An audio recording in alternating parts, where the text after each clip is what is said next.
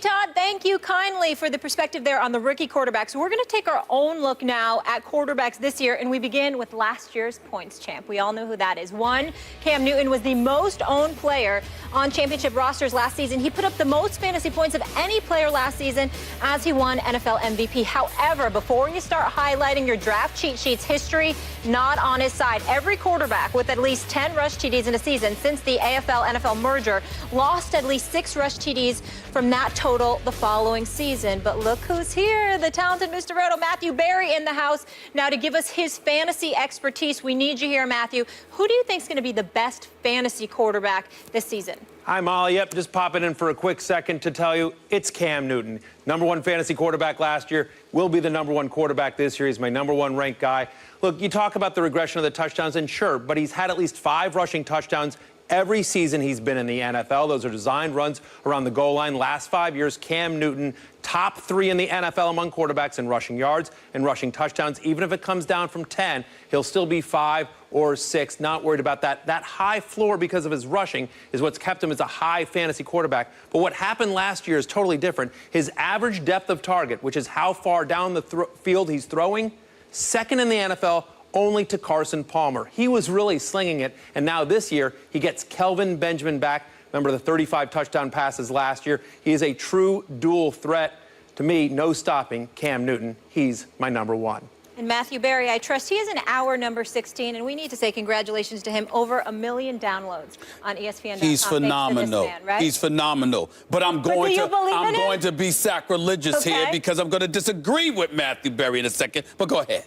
All right, so who is it? Who do you think? He's going Cam Newton as the best quarterback this season in fantasy. Who's your guy? Cam Newton, the reigning league MVP, my top tier 2 quarterback in the NFL.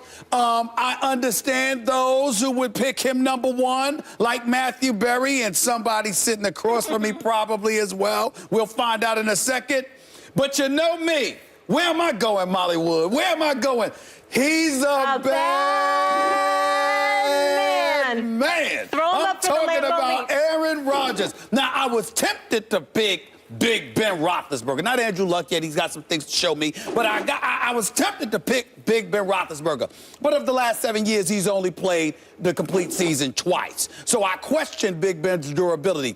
I don't like the fact that Martavis Bryant went out, because if Martavis Bryant had been there with him, with Antonio Brown, with Wheaton, with Ladarius Green being added there, with Le'Veon Bell not being suspended, I would have went the Big Ben route, because it would have, whether it was Le'Veon Bell or whether it was Martavis Bryant, I would have said Big Ben is the way to go. But since Le'Veon Bell and Martavis Bryant has gotten in the way of such a prognostication, I'm going to go with my fallback default position that never lets me down. Despite a down year last year, that's a down year for Aaron Rodgers. 31 touchdowns, 8 interceptions. I mean, we're talking about Aaron Rodgers here. He hasn't thrown double-digit interceptions since 2010. He's a bad man, y'all. So let me tell you something right now. That was even last year, down year. This year, what do? They go out there to get Jared Cook. You got a new tight end. You got Jordy Nelson coming back. Okay, Eddie Lacy is not going to eat himself out of the league. And Aaron Rodgers is a damn good scrambler himself. So you got to remember, even though Cam ran for more touchdowns, obviously, Aaron Rodgers threw 10 more touchdowns than Cam Newton. So when I look at it from that perspective, and that was last year, and I think about this year and how things are going to flow this year, I'm going to say it again.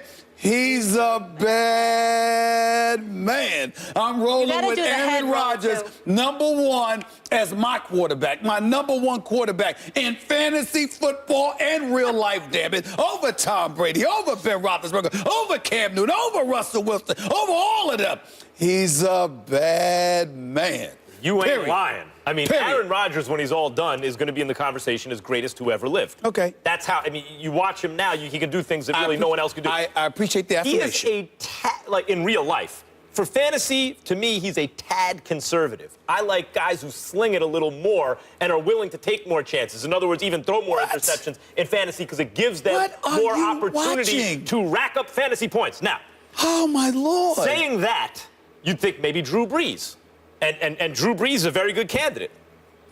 Russell Wilson's more like Aaron Rodgers. Great quarterback, but also a little bit on the conservative side for me to take as my number one overall fantasy pick. In fantasy, I think, like it's about to be in reality, it's going to come down to the Cam Newton, Andrew Luck era. It was Aaron Rodgers at the beginning of last year who was saying, I asked him on Sports Nation, or maybe it was on the radio, I forgot already, but I asked him, who is going to supplant you as the best quarterback in the game? And we started discussing Andrew Luck, who in certain ways is a bigger, stronger version of Aaron Rodgers, but more of a gunslinger.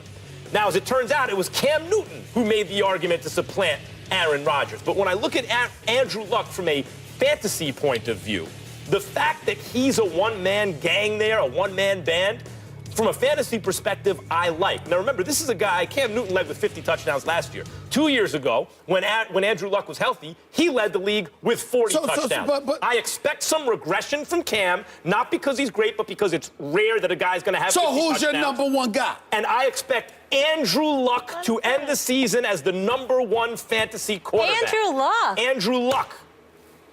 Well, Not a great offensive line. It took you long enough to get there, but let me tell you something right now. Not a lot of targets, but I believe Andrew Luck is the pick.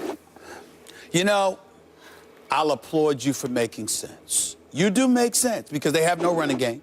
Okay, they loaded up 48 picks on the offensive line, so Indianapolis clearly is on a mission to protect him. The defense is not going to be that great. As a result, it may be awful. As a result, he's going to have to gunsling a little bit more in order to keep them in games. So I understand the plausibility of your argument, Max Kellerman. It makes sense. The thing is that the kind of things that Andrew Luck are going to be forced to do because he'll be facing losing propositions are the kind of things Aaron Rodgers is going to do naturally because that's just who he is, and that's just the way that he is, okay? I'm going to remind you again, a down year. And the dude's QBR was 64, and the dude threw for 31 touchdowns and 8 interceptions. A down year. And that was without Jordy Nelson. That was without Jared Cook. And that was with a fat, bloated Eddie Lacy, who I believe will be better. He lost his job. Listen, I've interviewed Eddie Lacy in the past. I'm a fan of his. I like him. But last year, he was out of shape. Now, he might have gotten bigger because you want to have some meat on you to absorb those blows easier, but it was to his detriment. So, damn it, he was. This is what they were saying. Okay, guys, enough. I did not see Eddie Lacy in person. I saw him on TV, but NFL players were calling him the Pillsbury Doughboy. They were disrespecting him. Molly, he lost his job. They were disrespecting him. So I'll let it go. He's lost weight. He's in shape, and you're going to see dipping and dunking to him. Not to mention what Jordy Nelson, the Randall Cobbs of the world, the Jared Cooks of the world are going to do. Yes. I'm in reality, you're right. Aaron Rodgers is the best quarterback in the world. Yeah. Maybe Cam will challenge him. Maybe in reality, you're right. But Aaron Rodgers is going to be what? Milking touchdown leads, field goal leads all season. And Andrew Luck's going to be down 3 touchdowns because his defense is no good. Even his O-line's no good. He's going to be having to air it out in the second half. This is the only shot that Cam has of being the number one in fantasy. That is this. Because Kelvin Benjamin has returned, and because you're going to see opposing defenses having to respect their passing game and defend their wideouts along with Greg Olsen, the tight end spot, the bottom line is this. Cam is going to have much more room to operate running the football. So if that is your argument, that is fine. Rushing TDs and passing. Let's see if Kelvin Benjamin can get separation coming off the ACL. But he's a big boy. He's a big boy. If you want to win a championship, listen to me and the talented Mr. Roto. It's Cam. When we come back, you didn't hear me. Antonio Brown was an absolute beast last season. Can he repeat as flex points champion, or can somebody dethrone him? We have a Pro Bowl receiver, Terrell Owens, in the house to help answer that question and join that debate. Stay with us.